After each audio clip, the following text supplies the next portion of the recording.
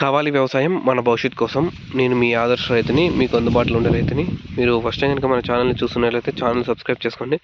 అలాగే like and share చేయండి మన వీడియోస్ని. ఈరోజైతే మనం టమాటాలు పెరికాము.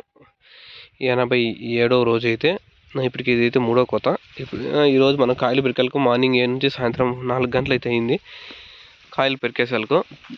టోటల్ మనకైతే 265 బాక్సులు అయితే అయ్యాయి ఒక ఎకరాకి. 265 బాక్సులు ఒక్కోతే.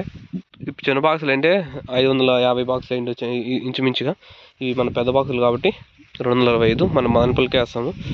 ఇప్పుడు కోలార్లో కూడా 300 రూపాయలు అట్లా పోతుంది బాక్స్. ఇక్కడ మానపల్లిలో కూడా ఇవి 2 బాక్సులు కాబట్టి ఒక 600 కాటికైతే రేటు పోతుంది. 650 అలా అయితే పోతుంది డైలీ మార్కెట్ రేటు. అక్కడైనా ఒకటి ఇక్కడైనా ఒకటి. నాకు కోలార్ అయితే దూరం వస్తుంది, మానపల్లి అయితే 20 కిలోమీటర్లు కాబట్టి మానపల్లికి అయితే వేస్తాం. ఈరోజు అయితే ఇది మనకైతే చూడండి, మనం ఎండ పడకనైతే ఇది కూడా గ్రీన్ మ్యాట్ అనేది కూడా వేసుకోవాలి. మీకు థీమ్లో పెట్టాను చూడండి, తమ్నైల్లో పెట్టినట్లు. తమ్నైల్లో పెట్టేది అది ఇంకో దగ్గర. మనం ఎక్కడ దగ్గర ఉంటే మనకు బండి ఎక్కడికి వస్తుంది అనుకుంటే అక్కడే పెట్టుకుంటాం. అన్ని బాక్సులు ఒకే దగ్గర పెట్టాలంటే అది ఎవరి వల్ల కాదు. అక్కడ కొన్ని పెట్టాము, ఇక్కడ కొన్ని పెట్టాము. ఒక తాను అయితే 50, ఒక తాను 60, ఒక తాను 30, 40 అట్లయితే ఎక్కడ దగ్గర ఉంటే అక్కడ పెట్టుకుంటాం.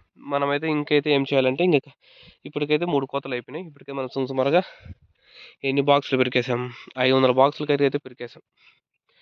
మనం 150, 450 నుంచి 500 బాక్సుల మధ్యలో అయితే పెరికేసాము 3 కోతలకి. ఇంచుమించు మనకైతే పడాలి. ఎన్ని బాక్సులు పడాలి? 2000 కాకపోయినా 1500 నుంచి 2000 మధ్యలో అయితే పడతాయని నేను ఎక్స్పెక్ట్ చేస్తున్నాను. 1500 బాక్సులు పడినా 150 రూపాయలు పోయినా 1.5 లక్ష అయితే వస్తుంది. క్రేట్ బాక్స్ 150 రూపాయలు మిగిలినా కూడా చూద్దాం. మనకు పెట్టుబడి అయితే కొట్టేస్తాము, ఏం ప్రాబ్లం లేదు. చూద్దాం ఏమేమి జరుగుతుందేమో. మీకు ఏమైనా డౌట్స్ ఉంటే కామెంట్ రూపంలో తెలియజేయండి. మీరు ఎంత చూసినా అన్ని మానపల్లికి అంతా మా ఇంటికి వెళ్ళిపోతాయి. ద్వారకాయలు, వరకంగా ఉండే కాయలు అయితే పోవు. ఎందుకంటే తమిళనాడులో కొనేది మానపల్లి నుంచి కాబట్టి ఇప్పుడు మార్నింగ్ అయితే ఆఫ్టర్నూన్కి అయితే వెళ్ళిపోతారు. నైట్కి అయితే గ్యారెంటీకి వెళ్ళిపోతారు. మళ్ళీ మార్నింగ్ డిస్ట్రిబ్యూట్ చేసుకుంటారు కాబట్టి మార్కెట్ అంతా ఇది చెన్నై మార్కెట్ అంతా మా ఇంటికి వెళ్ళి కొంటారు కాబట్టి వాళ్ళు మా వ్యాపారస్తు మా ఇంటికి అయితే పెరకాల్సి వస్తుంది. ద్వారకాయలు రేటు తక్కువ పోతాయి. ఒక రకంగా పచ్చికాయలు ద్వారకాయలు అంటారు ఇటు సైడు, మీ సైడ్ ఏమంటారు అది మనకు తెలియదు. ఒక ఏరియాని బట్టి అయితే అది అలా ఉంటుంది. ఇంకేముంటాయి అదే అంతే. మార్నింగ్ నుంచి పెరిగి గ్యాస్ అయిపోయింది.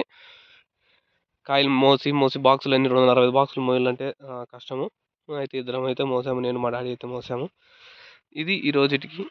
అంత కష్టపడితేనే మనకైతే ఫలితం అనేది వస్తుంది. ఊరికేనే మీరు నేను టమాటా పెడతా వాళ్ళ మాదిరి వీళ్ళ మాదిరి కుదరదు.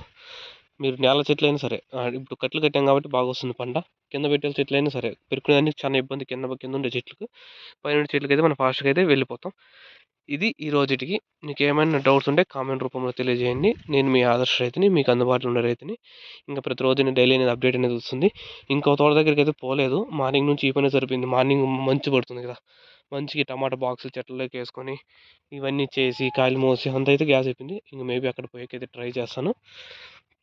చూద్దాం. మీరు అడగచ్చు ఇలాంటివి ఆకులు పడతాయని. ఇలాంటివి ఏం ప్రాబ్లం కాదు. ఇలాంటి ఆకులు మనం ఏం చేయలేము. పంట అనేది మనకు 3 కోత 4 కోత పడుతుంది కాబట్టి ఇంకైతే వెళ్ళిపోతుంది. కాబట్టి మనం ఫోకస్ చేయాల్సిందంటే ఈ ఆకుల మీద కాదు, ఈ కాయ మీద.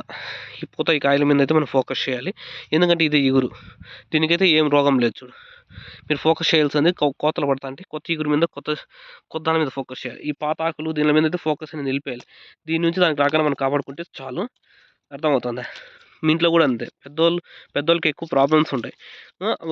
ఒక రోగం పోతే ఇంకో రోగం వస్తూనే ఉంటుంది. ఎందుకంటే హెల్త్ ఇష్యూస్. కొత్తగా పుట్టిన పిల్లలు అనేది మనం జాగ్రత్తగా చూసుకుంటాం. ఇక్కడ కూడా అంతే. ఇక్కడ కూడా జాగ్రత్తగానే చూసుకుంటాము. కానీ ఏజ్ అయిపోయి ఉంటుంది కదా, ఏజ్ అయిపోయిన వల్ల బాడీ అనేది సహకరించదు.